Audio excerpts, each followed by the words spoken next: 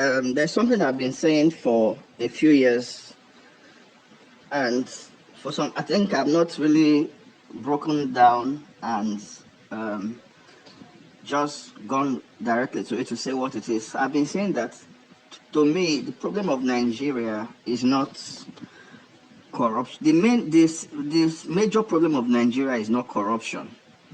I'm sure you've heard me say it before, because there's corruption all over the world. Men are wicked everywhere, all over the world. There's corruption everywhere. The problem of Nigeria is not corruption.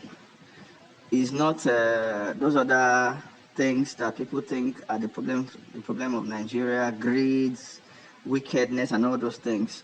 These are problems, but in a sense, they are symptoms. All right. Now, what makes democracy or politics work in other countries that is missing in Nigeria? I think some of you listening to this may not have thought about this angle I'm about to present. What is absent in Nigeria's socio-political structure that is present in other democracies that are doing well? I've identified something very simple. All right. Nigeria operates a federal system of government. One of the major reasons why Nigeria doesn't seem to be working as much as it should is because of too much expectation from the center. A lot of expectation is made from the center, and when I say the center, first of all, I mean the central government, that's the federal government, and then bringing it to the state level, I'm referring to the state governments. But for a federal system of government to work, not just a federal system of government, for a democracy to work, there has to be grassroots involvement in politics, and specifically there needs to be grassroots accountability. Let me explain what I mean. Now,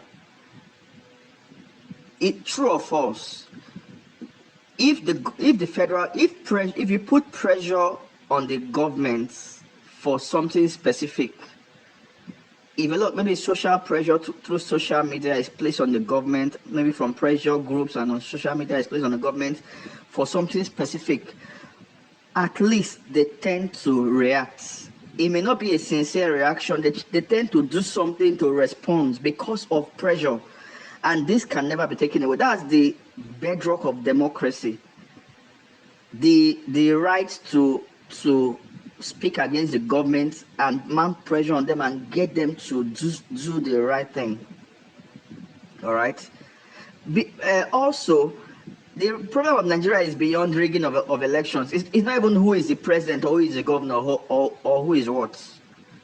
The approach I'm trying to present is this: assume every politician is not sincere or is bad.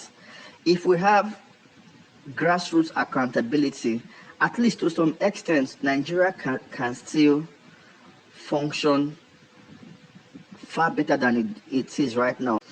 If you take a random poll of educated Nigerians, non-educated Nigerians, no matter the level of education or exposure, the average Nigerian, and it's beyond just the average Nigerian, 95 to 98% of Nigerians, if not more, do not know who their local politician is. Democracy cannot work without grassroots accountability. You don't know who your ward councillor is. You don't know who your representative is at the State House of Assembly. You don't know who your senator is. You don't know who your federal representative is at the Federal House of Reps. People don't know who they are. So these grassroots politicians, they are the ones to make democracy deliver to you in your house, on your streets, in your ward, in your local government. It is your ward councillor.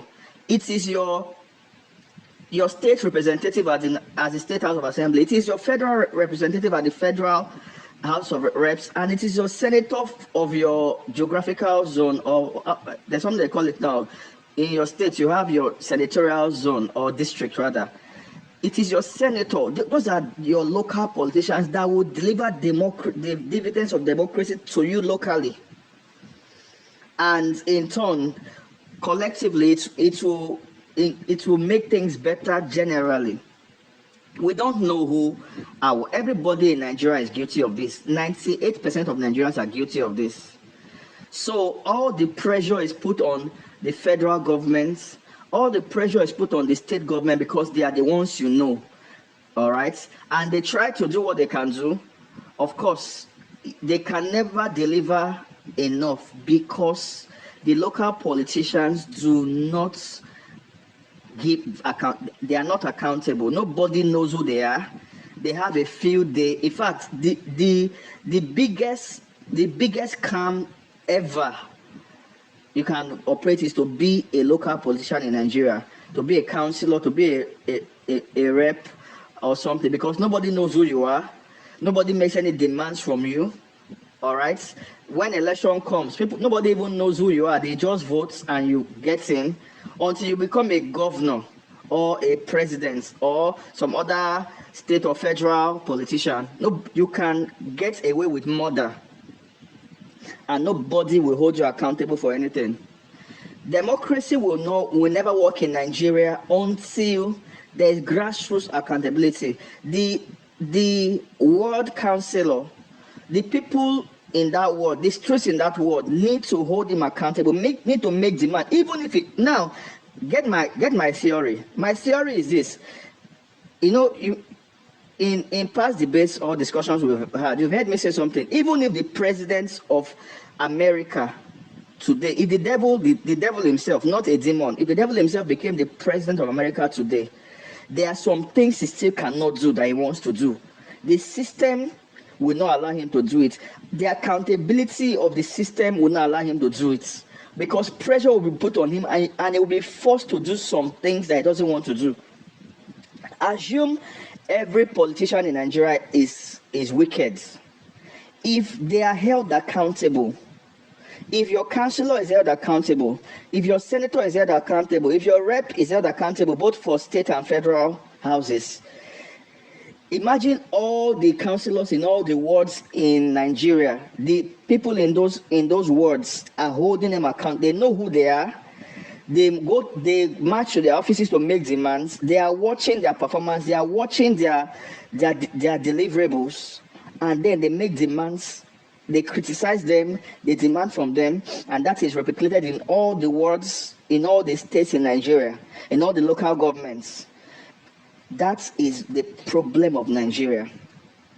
There is no grassroots accountability.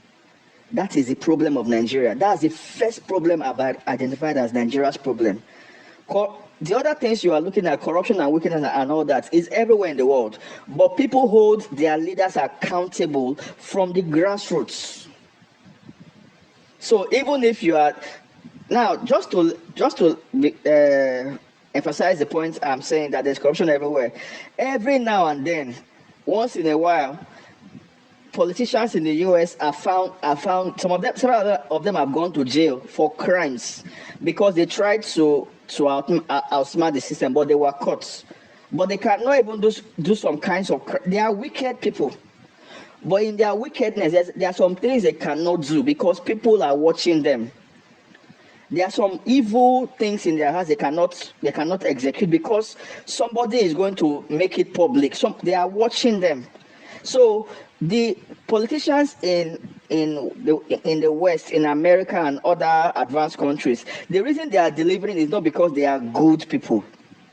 It's not because they love the people. In fact, a lot of them are not good. They are selfish. Most of the politicians are selfish. But in their selfishness, they must deliver results for their constituents. It is in their self-interests to deliver results because they will be held accountable.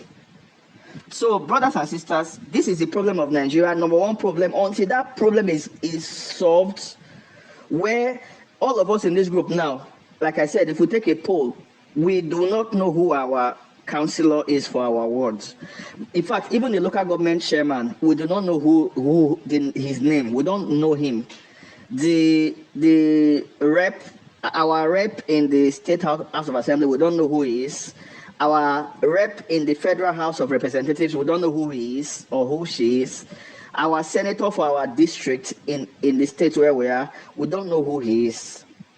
But we all know who the governor is, and we expect the governor to perform miracles, to deliver all the responsibilities of the government to us.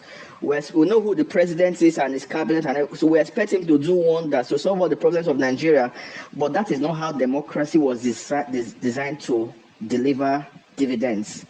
It was designed to deliver dividends through representative governance and accountability at the grassroots of governance. If you understand what I've said and it makes sense to you, please do let me know. Thank you. And if you don't agree, also let me know. Let me know what you think is the biggest problem of Nigeria. But to me, this is number one.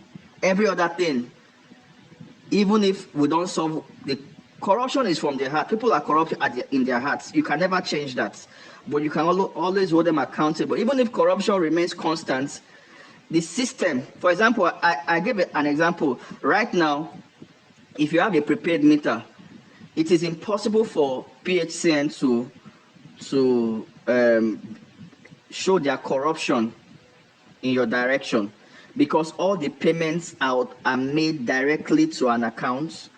You don't need to bribe anybody. It doesn't mean the power sector is now less corrupt. No, a system of accountability made it impossible for their corruption in their hearts to be manifested. So it's the same corrupt set of people that are still in the system, but accountability made the difference. Thank you so much.